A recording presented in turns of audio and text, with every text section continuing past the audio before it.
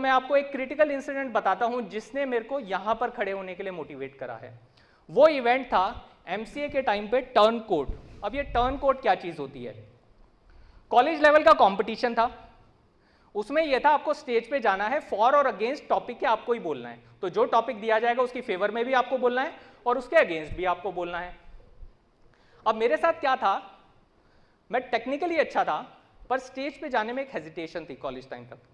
और वो हेजिटेशन एक मैं hidden back of the mind, वो नाना पाटेकर वाली बात बता रहा हूं, वो स्टेज पे जाकर सिर्फ बोलने की नहीं थी, वो स्टेज पे जाकर इंग्लिश में बोलने की थी। तो मेरा टेक्निकल इवेंट किसी कारण से कैंसिल हो गया। मैंने सोचा अब इस इवेंट को तो रहने देते हैं, स्टेज पे जाएंगे झंड हो जाएगी। क्या हो जाएगी? झंड हो जाएगी। पर कितने लोगों को ये शब्द पता है? ज्यादातर को पता है झंड हो जाएगी, है ना? बेइज्जती हो जाएगी, आप स्टेज पे जाओगे। फिर मन में ये आया कि एक ऑर्गेनाइजेशन की बात है, उस कॉलेज में जो हम गए हैं वहां पे पार्टिसिपेशन के भी मार्क्स मिलेंगे, आई शुड पार्टिसिपेट।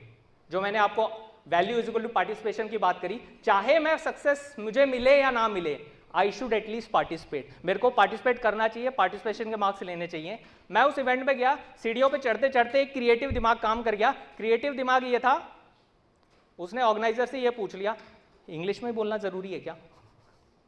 हिंदी में भी बोल सकते हैं? यानी सर हाँ, ऐसा तो कोई गाइडलाइन नहीं है, आपको जैसे बोलना हो, जिस लैंग्वेज में आप कंफर्टेबल आप उसमें बोलो। मैं स्टेज पे गया, अपनी पूरी स्पीच दी। जब मैं ऑफ स्टेज आ रहा था तो मैं बड़ा कॉन्फिडेंस था, मुझे में बड़ा कॉन्फिडेंस था। किस चीज का कॉन्फिडेंस था? कि मेरा तो होना नहीं है। वो दिमाग में ना ये जो बड़ी कंडीशनिंग होती है ना, कि स्टेज पे गए हैं, स्पीच देने गए हैं तो इंग्लिश के मार्क्स होंगे, हिंदी के तो मार्क्स होंगे नहीं। आई हैड दैट कॉन्फिडेंस कि मेरा तो होना नहीं है। तो मैंने अपने दोस्त को बोलता चल चाय पीने चलते हैं। रिजल्ट अनाउंस होने लगते हैं, third student from this college, second student from this college, first Vikas Jain from Delhi university MCA.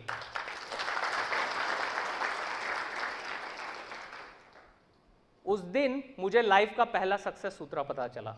मैं आज आपके सामने 10 बताने वाला हूं। पहला सक्सेस सूत्र क्या था?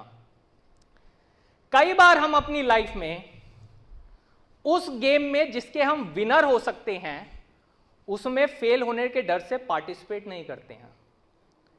कई बार हम अपनी लाइफ में उस गेम में जिसमें मैं विनर हुआ उसमें मेरे को डर क्या था? कि कहीं मैं फेल ना हो जाऊं।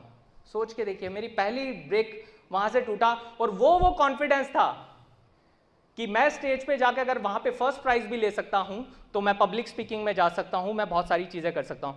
दोस्तों मैं आपको एक बात बताने वाला हूं, अगर आप सोच रहे हैं कि एक दिन एकदम से कुछ लाइफ बदलने वाली है, ऐसा बहुत कम लोगों के साथ हुआ है। पर रोज की रोज थोड़ा थोड़ा करने से बहुतों की लाइफ बदली है। वो जो एक छोटी सी चीज थी कि Vikas you can be on stage, you can be a great speaker, change my life.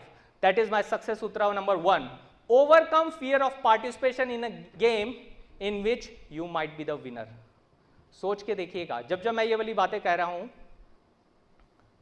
सोच के देखिएगा, कहीं आप लोगों के पास भी तो कोई बहुत पुरानी एक कंडीशनिंग नहीं है अपने साथ। मैंने ये करा था, मेरा वो रह गया था, मैं एक क्लाइंट के पास गया था, उसने मना कर दिया था, मैं उससे बोल नहीं पा रहा हूं, मुझे हेजिटेशन हो रही है कि कहीं उसने ये कह दिया तो। मैं किसी बड़े डीलर के पास जाता हूं, बड़ा डीलर ने मना कर दिया तो क्या होगा? वहां पे तो जो सेल्समैन जाएगा वो बड़े वाला जाएगा, मैं उस कंपनी का टारगेट नहीं कर पा रहा हूं। ये जो आगे की लाइफ में हम जो अपने आप को रोकते हैं ना, उसकी रूट्स उस बचपन में पड़ी किसी ना किसी कंडीशनिंग पर अटकी हुई होगी। आपने अपने आप को अपने आप टैग कर दिया होगा, मैं इस चीज में अच्छा नहीं हूं। Time to revisit. एक बार अपने आप को देखिए, कहीं कुछ और तो नहीं।